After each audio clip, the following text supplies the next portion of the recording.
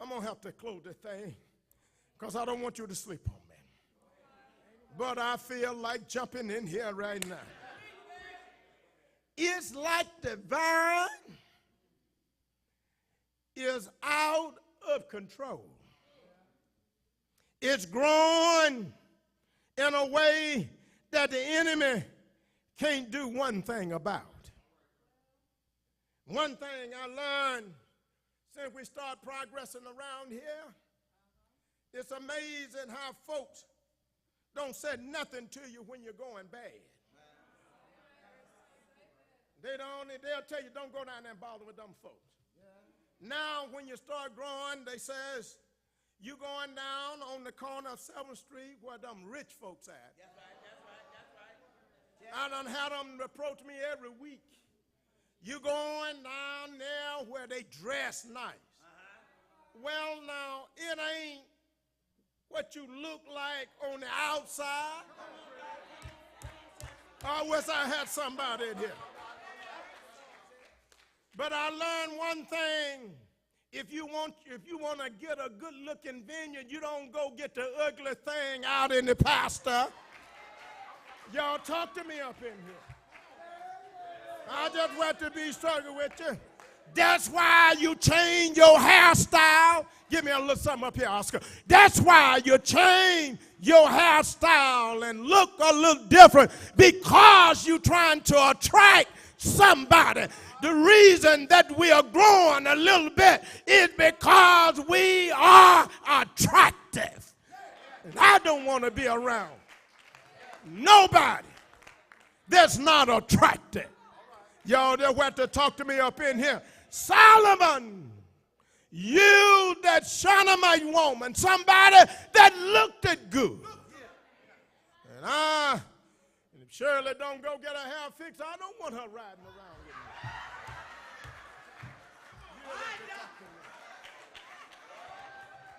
I have no problem with her going to the store, buying her a new outfit.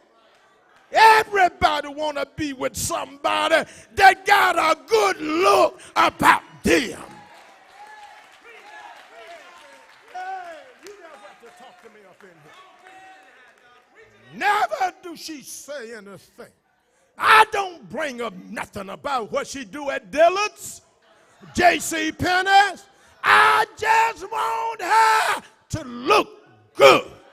She my vineyard. You ought to want your vineyard to look good. Talk to me up here. Hey!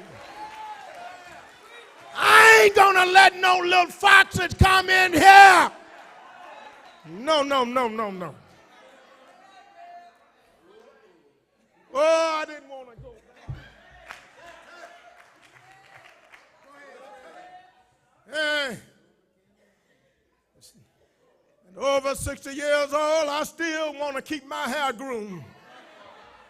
And I still want to wear, Vic, ain't nothing wrong with wearing good-looking stuff. Yeah. We go to folks' houses, they got the vineyard looking good. You ought to want the vineyard that's riding with you looking good. The place where you stay ought to be looking good. So all of them folks that talk that noise, it don't bother me, because I want folk that want to look good and have the vineyard what it ought to be. Well, I'm going to have to get out of here, because I recognize that you ain't used to hearing such sermon. But I got news for you. The truth will set you free. Well, Jesus said, I will build my church, and the gates of hell will not prevail against it. The vine strengthens the branches, and the branches bring forth buds. The enemy know that he can't chop down the vine. The vine is the source of the growth. So he sent in a little fox to hit on new growth. The vineyard that are influenced, or the vineyards with the tender grapes. The vineyard that are in bloom. And one who most vulnerable, the new believers, the new members, the one who is not strong in graft. The foxes don't get the branch that seemed to be growing 20 years. The foxes get the new grapes, the new blooms, the most tender spot on the vine. Solomon tells us that the little foxes will wreak havoc with the vine. And we have to make a choice today to guard against the little foxes. We are in a growing church. Things are advancing and looking up. And there are new peoples, new families, new growth, and a new attitude. Things are happening positively. And it may not be 100% the way you would like for it to be. But it's growing and going forward. We all have to make adjustments, sacrifice, and make room for things to move on.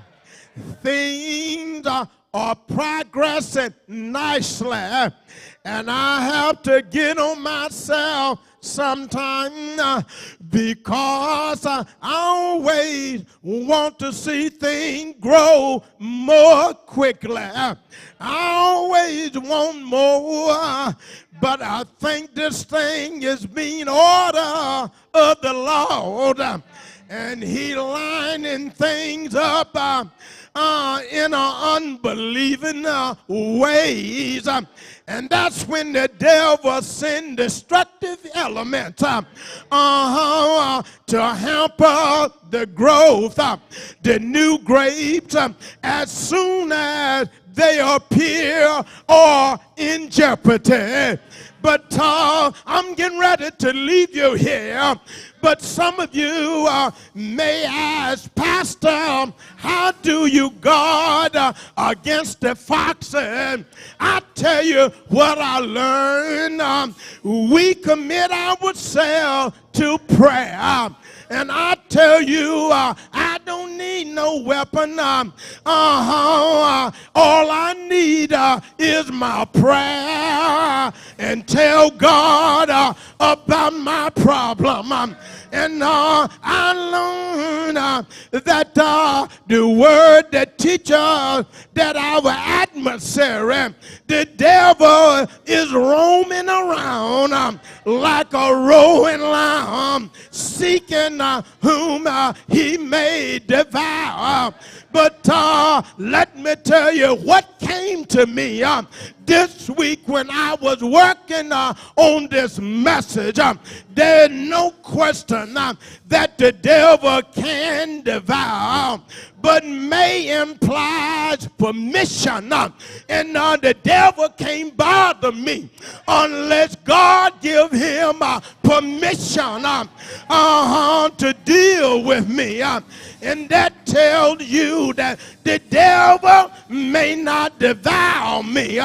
He may not devour First Baptist.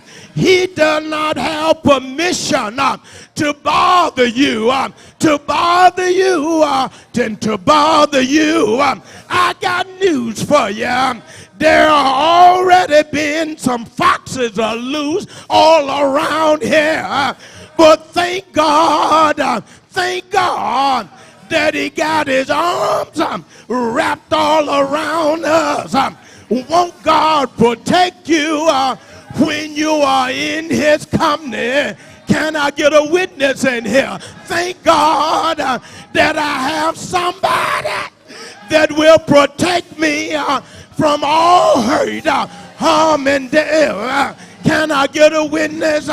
The devil can't bother me because Jesus, my company keeper, Jesus, my elder brother.